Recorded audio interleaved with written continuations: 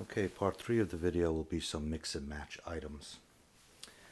A lot of people carry a neck knife just for handy access, very small cutting tasks. I have this tiny little blade here, just on a power cord, just for super easy access.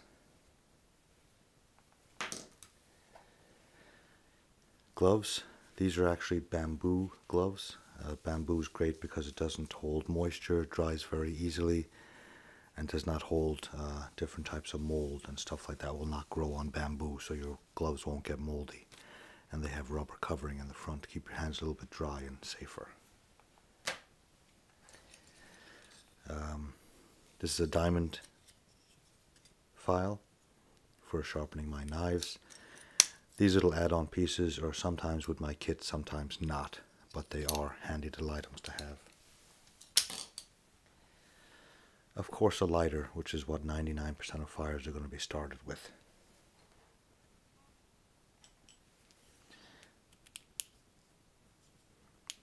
Flashlight, which I did not have in the other kit, which usually is in there. This was missing from the kit. I had it in a different bag. Fire steel. Nice big fat piece of fire steel. You don't need any fancy handles with it. A fire steel this size will last about 10,000 strikes, which for some of us will be a lifetime. Comes with its own little striker.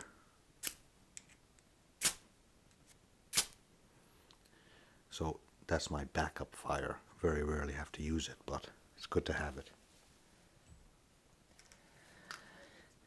This little container actually came with that bag I bought on eBay. It has a little power cord wrapped around it. It's a nice little waterproof container. This would be in my big survival kit. This is a magnesium block. You scrape off the magnesium and then you light it with the fire steel, and that'll pretty much start just about any fire. Magnesium burns very, very hot. Another lighter. Fire is the most important thing out there. Fire and shelter and water. And then we have a little can opener for our long-term kit. The order of importance, for anybody who doesn't know it, is the law of threes, some people call it. The law of threes goes like this. You depend on what's important in your kit depending on the law of threes. 3 hours. That's about how long you can go in very bad weather conditions before suffering heat stroke, before suffering bad sunburn, before suffering dehydration, before suffering hypothermia. All those kind of things are basically a 3-hour danger mark. That's so the most important part of a kit really is shelter and warmth. So that combines with shelter building, getting out of the elements, and fire. So they are the most important things you have to carry. The second, number 3, is 3 days. You can go about 3 days without water. So the second most important part of any kit is being able to have or filter water. And then the last, number 3, is food. You can go 3 weeks without food. So that's actually the least important part of a kit is food. Because you can survive quite some time without it. So let's continue. I bought a little $5 sewing kit, all because it had this little plastic container in it with some small needles for emergency sewing. I took some black thread and I wrapped it all around here, and then I covered it in some medical tape. So we have our tiny little sewing kit.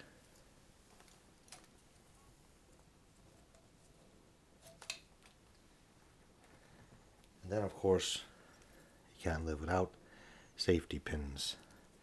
These are small ones. You probably want a couple of big heavy duty ones too for pack repair and stuff like that. And then the real purpose of this video, the iPhone 4 in a ballistic case. Not waterproof, but pretty water resistant and very rugged.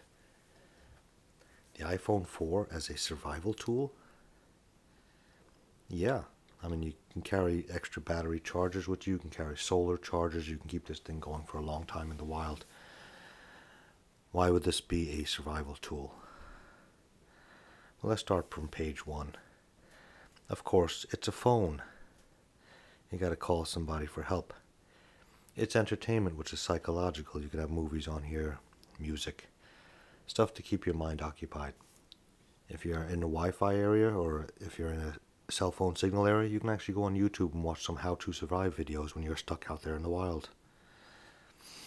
We have our Kindle, which is not just books for reading, for psychological reasons. But I have a book in here, The Urban Survival Guide. I have a book in here, Edible Wild Plants. I also have the United States Army Survival Manual in my Kindle. Also, we have the SAS Survival app. So the phone has a lot of good information on it that you can use out there in the wild to help you survive. And of course, GPS and mapping capabilities to help you find your way back.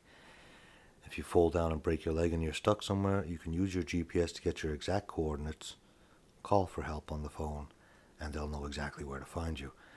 So surprisingly, I think the iPhone 4 is a very good survival tool. You can get solar chargers about this size with their own built-in batteries. You just put them on the outside of your pack, let the sun hit them all day long, and it'll give your phone a full charge every day, day after day after day. And you carry the phone in a ballistic case to keep it protected. So that's just a little quick add-on video with some other little gadgets that could be part of your day kit, and they generally are part of mine. I missed out on the fire steel, the lighter, and the flashlight, which I of course generally carry with me.